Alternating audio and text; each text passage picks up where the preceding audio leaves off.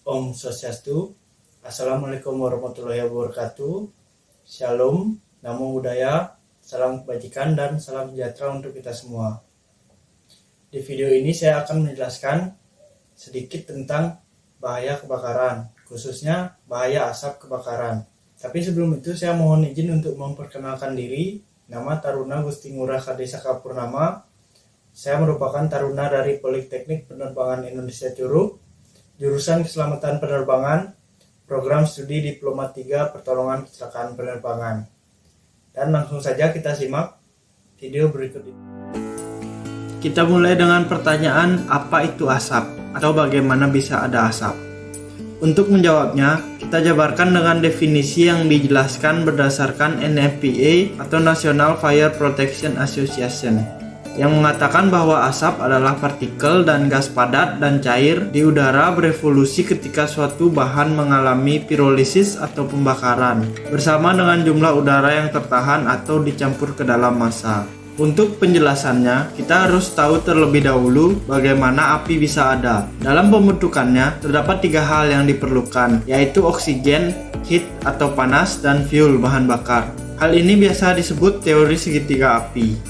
Apabila salah satu dari 3 unsur tersebut berkurang atau hilang, maka terjadilah proses pembakaran tidak sempurna. Jadi asap ini merupakan gabungan atau kumpulan dari partikel-partikel atau senyawa yang terlalu kecil untuk dilihat. Saat partikelnya itu menyatu atau berkumpul, maka akan terlihat sebagaimana asap. Sekitar 50-80% korban jiwa akibat kebakaran berjatuhan disebabkan bukan hanya karena terkena sambaran panas dari api, melainkan karena menghirup asap yang dihasilkan dari api. Pada dasarnya, asap itu dapat menimbulkan bahaya. Umumnya, asap mengandung senyawa berbahaya seperti gas karbon monoksida dan hidrogen cyanida. Mungkin beberapa dari kita sudah mengetahui bahwa menghirup asap itu pastinya berbahaya. Ini dikarenakan senyawa atau kandungan pada asap dapat merusak pernafasan, sehingga menjadikan korban disorientasi, kehilangan kesadaran, hingga mengaburkan penglihatan, sehingga korban kebakaran sulit untuk melarikan diri karena kepulan asap tersebut. Dikarenakan dihasilkan langsung oleh api, umumnya asap itu akan panas saat terbentuk. Jadi saat dihirup, gas panas pada asap dapat menyebabkan luka bakar serius pada saluran pernafasan. Selain itu, saat kita menghirup asap, maka komponen beracun tersebut akan mengalir di darah kita, sehingga menghambat pasokan oksigen ke paru-paru. Makanya kita sulit untuk melarikan diri karena efeknya dapat menurunkan kinerja mental dan juga otot. Selain bahayanya akan kesehatan, asap kebakaran pada ruang tertutup juga dapat menimbulkan bahaya lainnya, seperti backdraft. Apa itu backdraft? Untuk menjelaskannya, sedikit informasi bahwa di bumi tempat kita tinggal ini setidaknya terdiri dari 21% oksigen.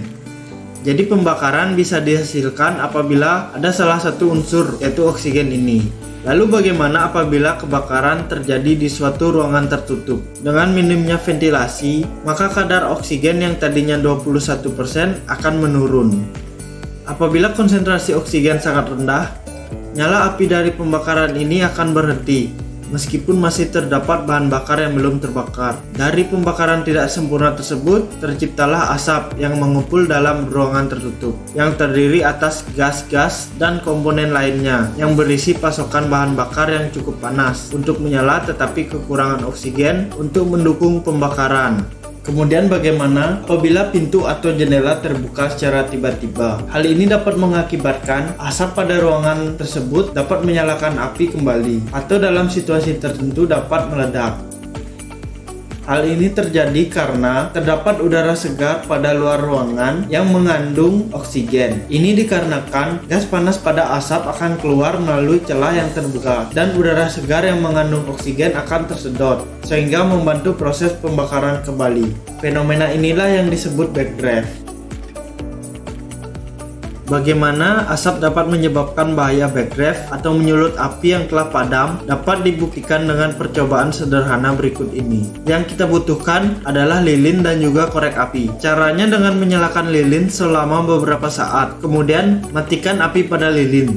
Ketika masih terdapat asap putih di sekitar lilin, nyalakan korek api dan dekatkan korek yang menyala ke asap putih yang tertinggal di sekitar sumbu. Maka akan terlihat asap dapat menyalakan api dan menjalar pada sumbu lilin. Prinsip kerja dari percobaan ini dapat membuktikan bahwa masih ada cukup bahan bakar atau gas yang tidak terbakar dalam asap yang dapat menyalakan api. Apabila dibandingkan dengan kondisi ruangan yang terbakar, maka asap akan lebih besar lagi dan fenomena backdraft dapat lebih berbahaya lagi.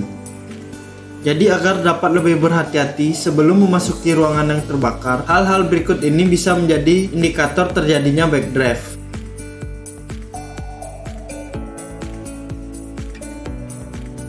Kebakaran merupakan suatu bencana yang dapat menyerang siapa saja, di mana saja dan kapan saja.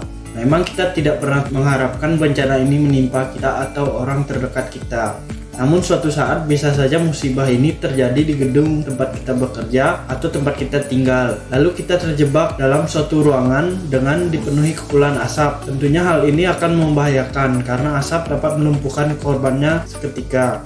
Untuk itu, cara terbaik dalam mengatasinya pastinya tetap tenang dan jangan panik, karena dengan hal ini kita bisa berpikir dengan jernih tentang bagaimana cara keluar dari bangunan yang terbakar. Kemudian segera melarikan diri dengan mencari rute teraman dan selalu ingat denah ruangan atau bangunan, serta perhatikan setiap perubahan arah, pintu jendela, dan ciri-ciri lainnya. Dan yang terpenting saat mengevakuasi diri adalah jangan pernah untuk mencoba membawa barang-barang atau harta benda, karena ini dapat menghambat pelarian.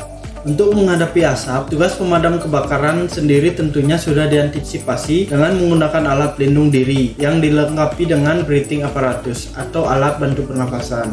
Lalu bagaimana untuk korban yang ingin melarikan diri dari ruang berasap? Kita dapat mencegahnya dengan menggunakan kain tebal untuk menutupi bagian hidung dan mulut. Setidaknya hal ini dapat menghambat masuknya asap ke tubuh selama beberapa lama, dan apabila memungkinkan dapat dengan berjalan merangkak karena kurang lebih 30 cm dari lantai masih terdapat udara bersih dan jarak pandang lebih baik. Dan ingat untuk berhati-hati saat hendak membuka sebuah pintu, karena hal ini dapat memungkinkan terjadinya backdraft. Itu tadi penjelasan dari saya. Semoga bermanfaat dan terima kasih. Mohon maaf apabila terdapat kekurangan. Maka dari itu saya mohon bantuannya untuk menekan tombol like dan subscribe. Sertakan juga kritik dan sarannya pada kolom komentar.